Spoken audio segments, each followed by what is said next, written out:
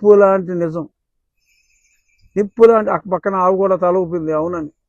గోమాత ఆ గజ్జల చప్పుడు వినపడింది కదా, ఆవు తనంతట తాను ఊపింది. ఇది నిప్పు లాంటి నిజం అంటే. సో గోమాత కూడా మరి ఇది నిజమని చెప్పింది.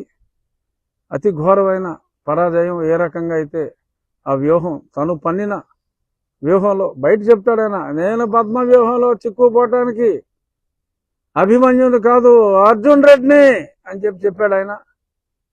ఇది పద్మ వ్యూహం కాదమ్మా, మా రాము వ్యూహం. మా రాము వ్యూహం నుంచే బయటపడలేవు, ఇంకా పద్మ వ్యూహంలోంచి నువ్వు ఎక్కడ బయటకు వస్తావమ్మా మదన్ మోహన్ రెడ్డి.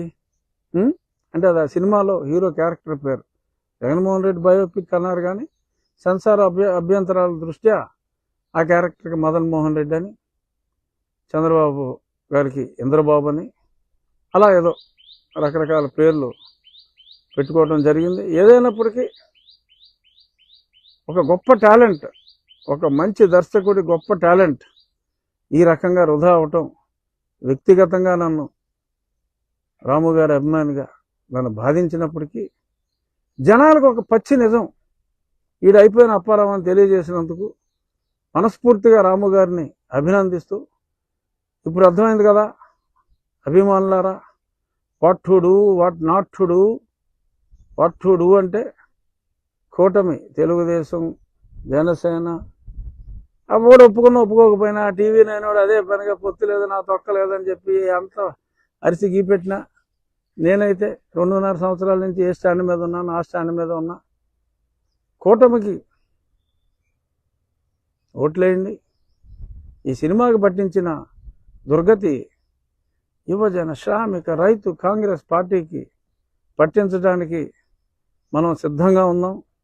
వారినందరినీ ఓదార్చడానికి మరో ఓదార్పు యాత్ర 2 పేరుతో మరి ఆయన మొదలెడతారు. మరి ఆ షాక్కి ఎవరైనా మరి రాజశేఖర రెడ్డి గారు మరణించినప్పుడు షాక్ ఎలా తిన్నారో, మరి ఇది ఇంత దారుణంగా ఓడిపోయినందుకు షాక్ తినే ముందుగా ఒక ప్రిలిమినరీ షాక్ ఇచ్చారు.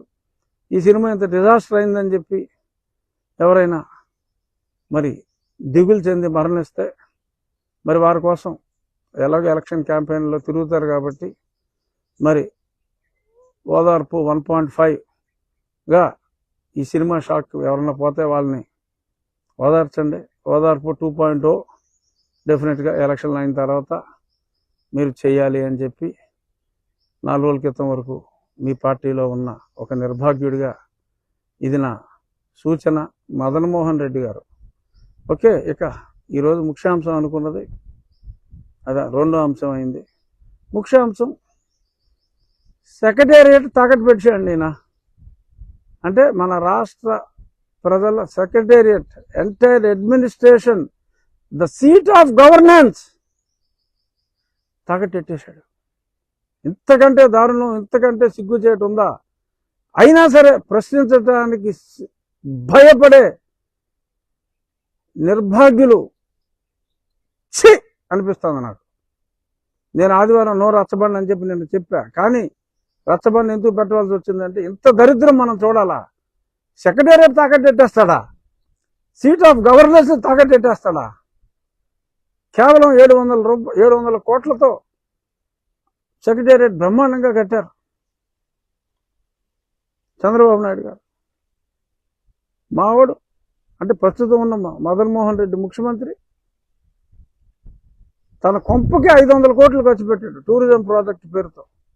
చూడండి, ఎవరు ముఖ్యమంత్రిగా ఉండాలి, ఎవరిని ఇంటికి పంపాలి, ఆలోచించండి ప్రజలారా, ఆలోచించండి.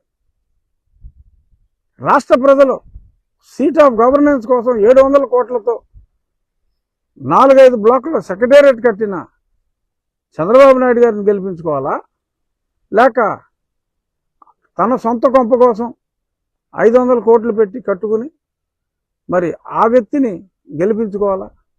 తాకట్టెట్టేస్తాడా సెక్రటేరియట్ 350 కోట్లకి? ఇన్స్టాల్మెంట్లు కట్టకపోతే అటు సెక్రటేరియట్ పట్టుకుపోతాడు ముఖ్యమంత్రి. ఏదో మీటింగ్లో ఉండగా రేపు భవిష్యత్ ముఖ్యమంత్రి మరి పట్టుకుపోయిన ఆయన లేపేసి ఖాళీ చేయించాలా బ్యాంకులు? అసలు ఏంటి సెక్రటేరియట్ తాకట్టు పెడతాం ఏంటండి బాబు? ప్రధానమంత్రి గారికి ఈరోజు మా స్టాఫ్ లేరు, రేపు ఇదిగో మా సెక్రటేరియట్ కూడా ఇటు తాకట్టు పెట్టేశాడు. ఐసిఐసిఐ అది ప్రైవేట్ బ్యాంక్ అయినా ఆడేపోతే హెచ్డిఎఫ్సికి వెళ్ళిపోయి ఇటు తాకట్టు పెట్టేశాడు. ఇంకా మీరు చూడండి బాబు. ఇంకా ప్రజలు ఈరోజు భయపడేది ఏంటంటే, మరి నిన్న సెక్రటేరియట్ తాకట్టు పెట్టాడు మావాడు. సరే వైజాగ్ అది క్యాపిటల్ అని చెప్పి అక్కడ తాలూకా ఆఫీసు, కలెక్టర్ ఆఫీసులు అవన్నీ ఎప్పుడో పెట్టాడు ఈయన. ఇటువంటి దుర్మార్గపు పరిపాలన ఇంకా ఎవరైనా